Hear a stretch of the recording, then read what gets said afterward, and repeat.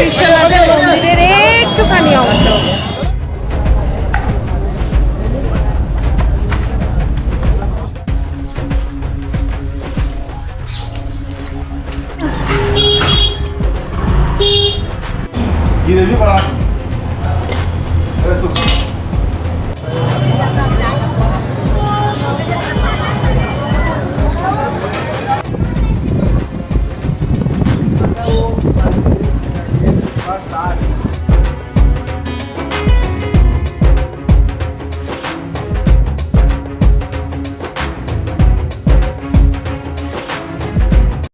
টেলসুত্রা by গার্গির আজকের ব্লগটায় পুরোটাই থাকবে আমাদের বারাণসী সফর। কিন্তু বারাণসী পৌঁছাবার আগে আমরা লখনৌয়ে আমাদের এয়ারবিএনবিটা তোমাদেরকে ঘুরে দেখাবো। লখনৌ থেকে বারাণসী কিভাবে পৌঁছালাম সেই গল্প তো থাকবেই, সাথে বারাণসীতে পৌঁছে আমরা কি কি অ্যাক্টিভিটিস করেছি সেই সবও থাকবে কিন্তু আজকের ব্লগে। লখনৌয়ে আমাদের এই এয়ারবিএনবিটা ভীষণ নিট অ্যান্ড ক্লিন ছিল এবং বেশ বড় ছিল। 2 BHK এই ফ্ল্যাটটার প্রথমে ঢুকেই একটা বড় লিভিং রুম, তার সাইডে ছিল একটা বেশ বড় কিচেনের সবকটা ইউটেন্সিলস এবং সবকটা অ্যাপ্লায়েন্সেসই ছিল। বাথরুমটাও বেশ পরিষ্কার পরিচ্ছন্ন। একটা বেডরুম মানে যেটা গেস্ট রুম হিসেবে রয়েছে আর কি, সেটাও বেশ নিট অ্যান্ড ক্লিন। একটা বেশ সুন্দর ব্যালকনি রয়েছে। আর পাশের বেডরুমটা মানে মাস্টার বেডরুমটাও ভীষণ সুন্দর, আলো হাওয়া সব কিছুই রয়েছে। বিশাল বড় comfortable bed and bed linen, তার সাথে অ্যাটাচড ওয়াশরুম, সবই বেশ সুন্দর। আর এই যে এয়ারবিএনবিটা সেটার মেন ইউএসপিটা কিন্তু বারান্দা। তো চলো এবার আমি তোমাদেরকে বারান্দায় নিয়ে যাব এবং বারান্দার ভিউটা তোমাদেরকে দেখাবো।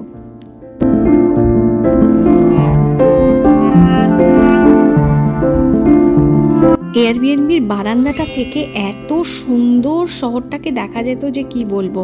আমি পাশে কোন এয়ারবিএনবিতে ছিলাম সেই ডিটেলসটা তোমাদেরকে শেয়ার করে দিলাম। বারাণসীর পথে আমাদের যাত্রা শুরু হয়েছিল এই সকাল 9টা নাগাদ। তো আমরা লখনৌয়ের সুন্দর এয়ারবিএনবিটাকে টাটা বাই বাই বলে এগিয়ে চললাম বারাণসীর পথে।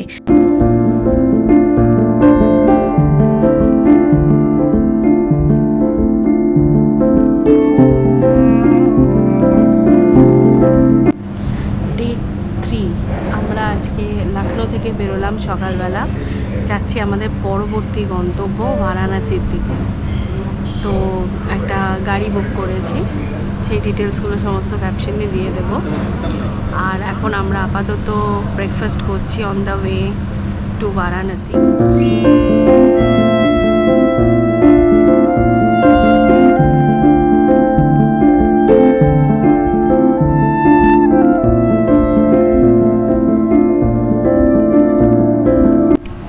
এই জায়গাটার নাম হচ্ছে ইয়াশ ফুড প্লাজা, খুব সুন্দর, হাইওয়ের পাশেই। আমরা বারাণসী যেতে এইটা আমাদের যে ড্রাইভার দাদা, সেই ড্রাইভার দাদা আমাদেরকে সন্ধান দিল। ভীষণই পরিষ্কার পরিচ্ছন্ন, খুব সুন্দর মেনু। ভেতরটা একটু কস্টলি, আর বাইরে বসেও তোমরা খাওয়া দাওয়া করতে পারো, দুদিকে আছে এরকম ব্যবস্থা। আপাতত এই দিকটা খোলা, তো বাইরেটা মোটামুটি একটু চিপ, ম্যাগি ট্যাগি সমস্ত কিছু পাওয়া যায়। ভেতরটা একদম রেস্টুরেন্ট আর কি। তো আমরা ভেতরটাই বসলাম, কারণ বাইরে যেগুলো আমরা খুঁজছিলাম সেগুলো পেলাম না। যেমন পুরি সবজি এগুলো খুঁজছিলাম, যেগুলো ভেতরে আছে আর বাইরে নেই। এই যা বাইরে ম্যাগি, টুকটাক ড্রিঙ্কস, স্মুদি এই সমস্তগুলো পাওয়া যাবে, যেগুলো মোটামুটি একটুখানি সস্তার ওপরে, আর ভেতরটা একটু কস্টলি।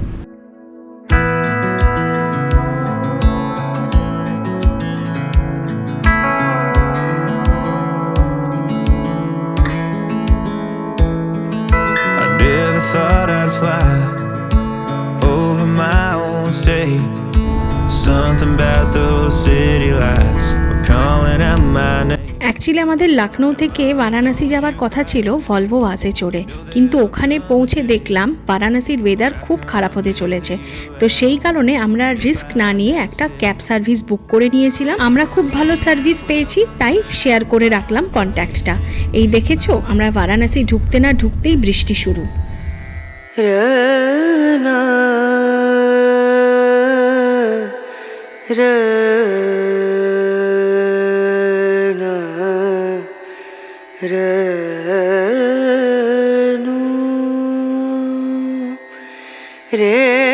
বারাণসীর এয়ারবিএনবিতে পৌঁছিয়ে আমরা সঙ্গে সঙ্গে বেরিয়ে পড়েছিলাম আশিঘাটের উদ্দেশ্যে।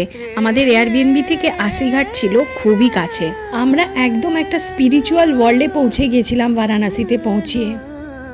আশিঘাটে মোটামুটি সন্ধ্যে 6টা থেকেই সন্ধ্যারতি শুরু হয়ে যায়, আর আমরা পৌঁছে গেছিলাম প্রায় 4:45 নাগাদ, আর একটা ভালো জায়গা নিয়েই বসে পড়েছিলাম।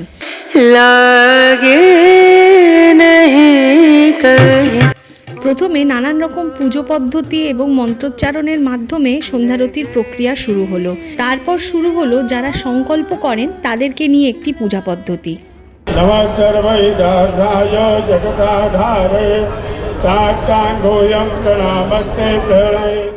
অবশেষে যার জন্য এত বছরের প্রতীক্ষা, সেই সন্ধ্যারতি শুরু হলো।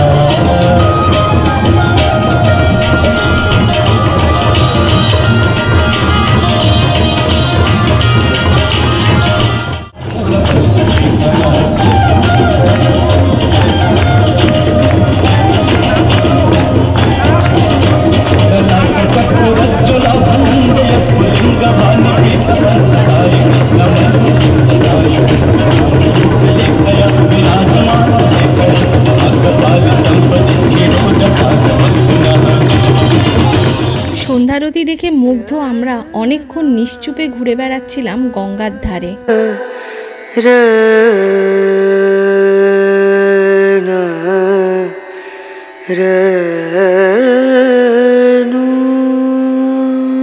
ওখান থেকে লোকাল একটা অটো ধরে আমরা এগিয়ে চললাম আমাদের পরবর্তী গন্তব্য কিছু খাবার জন্য। কাশি চাট ভান্ডার ছিল আমাদের সেই গন্তব্য। আমরা মোটামুটি পড়াশোনা করেই গেছিলাম যে আমরা ওখান থেকে কি খাবো। তো আমি একটা পালক পাত্তা চাট নিয়েছিলাম, আর উদ্দালক নিয়েছিল একটা আলু টিক্কি চাট। দুটোই জাস্ট অসাধারণ খেতে ছিল, আর প্রাইসও মোটামুটি রিজনেবল।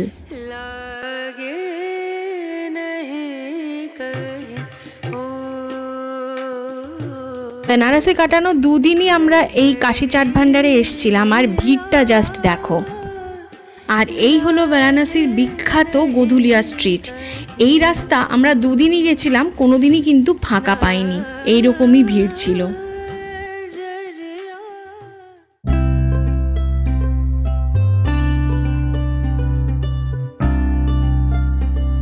গোধুলিয়া স্ট্রিট থেকে আমরা একটা অটো ধরে চলে এসেছিলাম বেনারসের সিগরা মলে। এই সিগরা মলের মধ্যেই অবস্থিত রয়্যাল ক্যাফে অ্যান্ড ডাইনিং বলে একটা রেস্টুরেন্টে আমাদের ডিনার করার প্ল্যান ছিল। গুগল পেজটা শেয়ার করে দিলাম, একটু পজ করে দেখে নিও। এখানে কমপ্লিটলি নর্থ ইন্ডিয়ান ফুড পাওয়া যায়। মাটন রোগান জোশ আর নান অর্ডার করেছিলাম, ভালোই ছিল।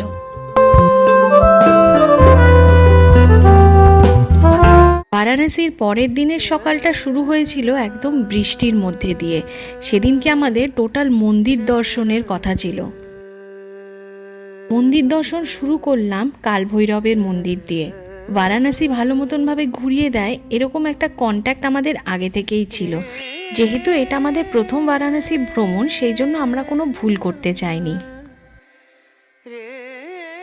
সুষ্ঠুভাবে এবং সুলভ মূল্যে আমরা এই মন্দির দর্শনটা সেদিনকে শেষ করতে পেরেছিলাম।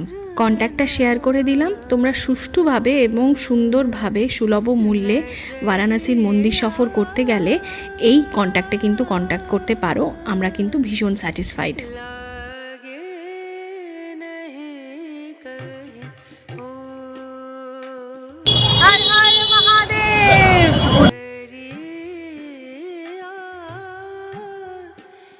কালভৈরব মন্দির দর্শন করে আমরা হাঁটতে হাঁটতে পৌঁছে গেলাম কাশী বিশ্বনাথ মন্দিরের সামনে। মন্দিরে প্রবেশ করার সমস্ত ব্যবস্থা কিন্তু ওই দাদাই করে রেখেছিলেন। ওই যে দূরে দেখা যাচ্ছে কাশী বিশ্বনাথের মন্দিরের একটুখানি অংশ। কাশী বিশ্বনাথ মন্দিরে ঢোকার আগেই পাশেই ছিল অন্নপূর্ণা মন্দির, তো অন্নপূর্ণা মন্দির আমরা আগে দর্শন করে এলাম।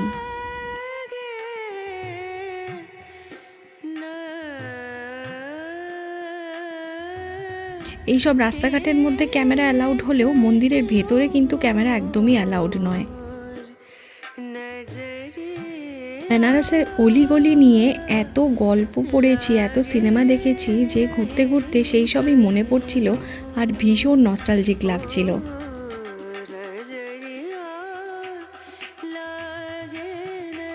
ঘুরতে ঘুরতে আমরা পৌঁছে গেছি শ্রী শ্রী 108 শক্তিপীঠ বিশালাক্ষী মন্দিরের কাছে।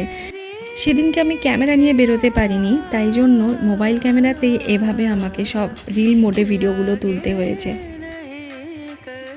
কাশী বিশ্বনাথ মন্দির সংলগ্ন এই করিডোর প্রজেক্টটি একটি বিশাল বড় প্রজেক্ট, যা কাশী বিশ্বনাথ মন্দিরের সাথে গঙ্গার ঘাটকে যুক্ত করে।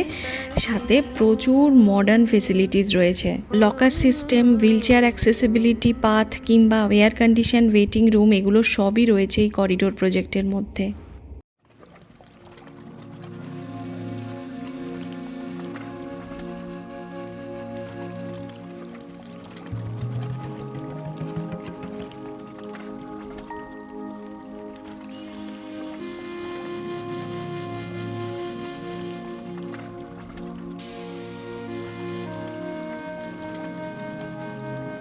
পুজো দেওয়া ও মন্দির ঘোরাঘুরি শেষে বিখ্যাত মণিকর্ণিকা ঘাটে আমরা বেশ খানিকটা সময় কাটিয়েছিলাম।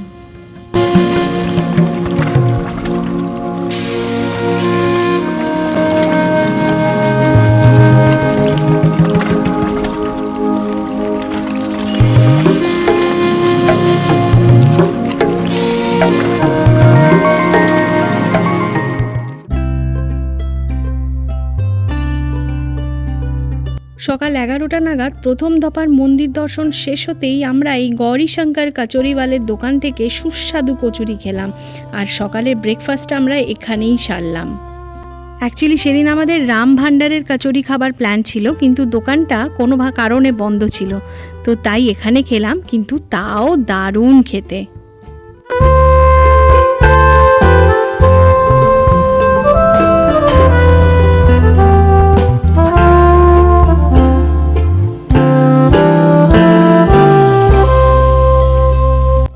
বেনারসে গেলে পেহেলওয়ান লস্যি খাওয়াটা কিন্তু আর একটা অভিজ্ঞতা। অসাধারণ লস্যি, মালাই সহযোগে, মানে এত সুন্দর খেতে যে আমি কি বলবো, মানে আমরা তো দুবার খেয়েছিলাম, পুরো মেসমেরাইজড হয়ে গেছি।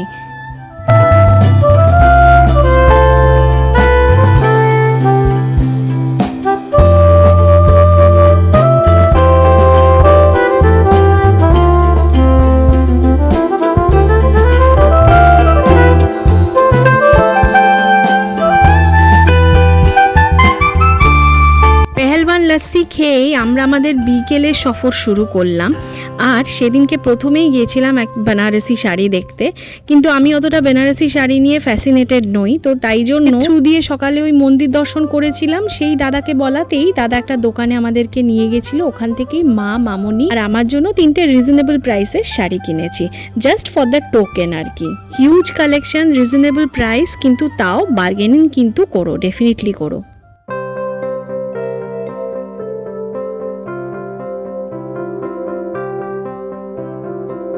সকালের দাদাকেই আমরা বলেছিলাম একটা অটো ফিক্স করে দিতে, তো সেই অটো সময় মতন হোটেলে চলে এসেছিল। তো তিনি আমাদেরকে প্রথমে সংকটমোচন মন্দির, তারপরে আরও 2-1টা মন্দির ঘুরিয়ে ফাইনালি আমাদেরকে পৌঁছে দিলেন দুর্গাকুণ্ডে।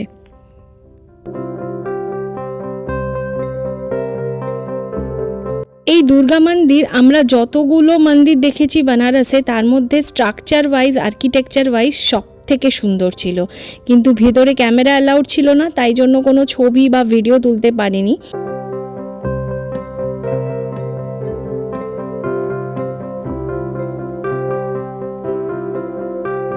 এরপরে আমরা অটো দাদাকে বলেছিলাম দশাশ্বমেধ ঘাটের কাছাকাছি পৌঁছিয়ে দিতে, তবে আমরা কিন্তু মেন রাস্তা ধরে দশাশ্বমেধ ঘাট পৌঁছাইনি। আমাদের উদ্দেশ্য ছিল বেনারসের এই ওয়ার্ল্ড ফেমাস গলির একটা ভাইব নেওয়া, তো সেই উদ্দেশ্যেই আমরা গলি ধরে ধরে এগিয়ে চললাম দশাশ্বমেধ ঘাটের দিকে। এই এক্সপিরিয়েন্সটা জাস্ট অসাধারণ ছিল।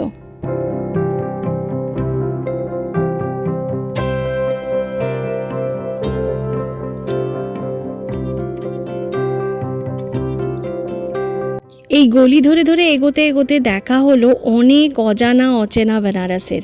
যেমন এই দাদা তিনজন বানাচ্ছিল জারদৌসি বেনারসি শাড়ি। তো বলছিল আমাদেরকে এসে বসতে, কিন্তু হাতে সময় ছিল না, তাই জন্য আর বসা হলো না। कहाँ के रहने हो कलकत्ता के आप? हमारे ठीक हावड़ा से? অলিগলির বাঁকে বাঁকেই খুঁজে পেলাম এই দাদা সিঙ্গাড়া বানাচ্ছিল। পাশেই একটা সাউথ ইন্ডিয়ান দোকান যেখানে ধোসা ইডলি পাওয়া যাচ্ছিল।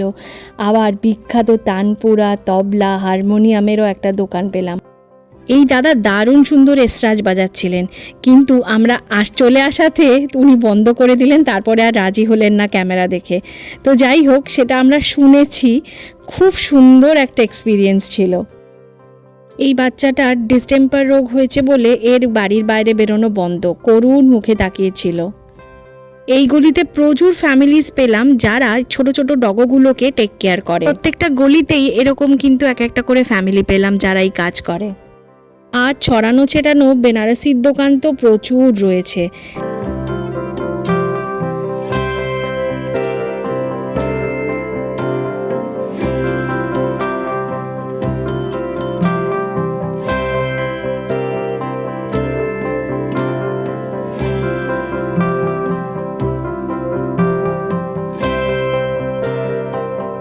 ফাইনালি দশাশ্বমেধ ঘাটে এসে পৌঁছালাম। এটাই আমাদের প্রথমবার দশাশ্বমেধ ঘাটে আসা। তো ঘাটটা তো জাস্ট অসাধারণ, এত সুন্দর পরিবেশ যে কি বলবো।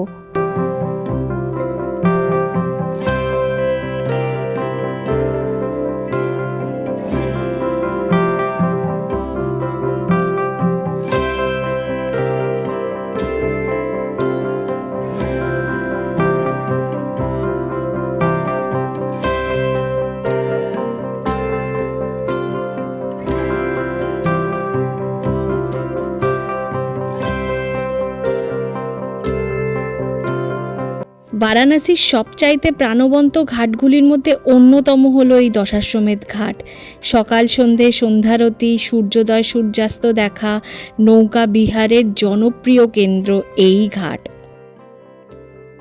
বারাণসী আসা থেকে বৃষ্টি আমাদের যেন পিছন ছাড়ছিল না। অনেক অ্যাক্টিভিটি যেমন নৌকা বিহার, সূর্যোদয় সূর্যাস্ত দেখা, সারনাথ দেখতে যাওয়া, এগুলো আমাদের ক্যান্সেল করতে হয়েছে। তবে কথিত আছে কিছু ইচ্ছে অপূর্ণ থাকা ভালো বারাণসীতে, তাহলে নাকি আবার বারাণসী আমাদের ডাকে।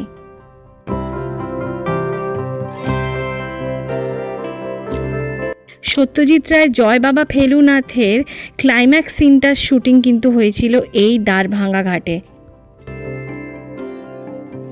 তখনও কিন্তু সন্ধে নামেনি, মেঘের অবস্থাটা জাস্ট দেখো, চারিদিক পুরো কালো হয়েছিল।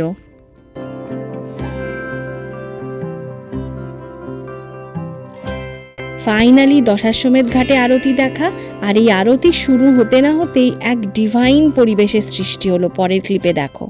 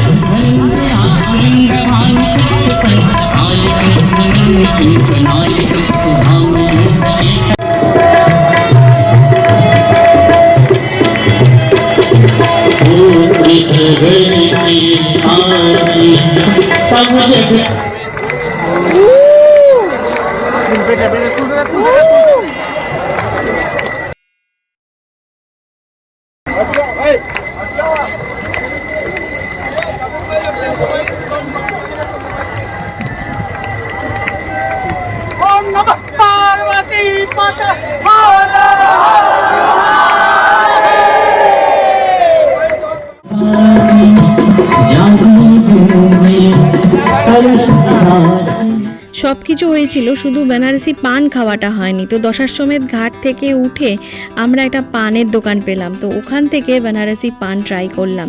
তো দোকানটার নাম যথারীতি আমার মনে নেই, আর এটা কিন্তু কোনো মানে টপ রেটেড পান দোকানও নয়, তো সেই জন্য আরোই আমার মাথাতে আসেনি আর কি দোকানের নামটা নোট করার জন্য। But definitely it's a must try.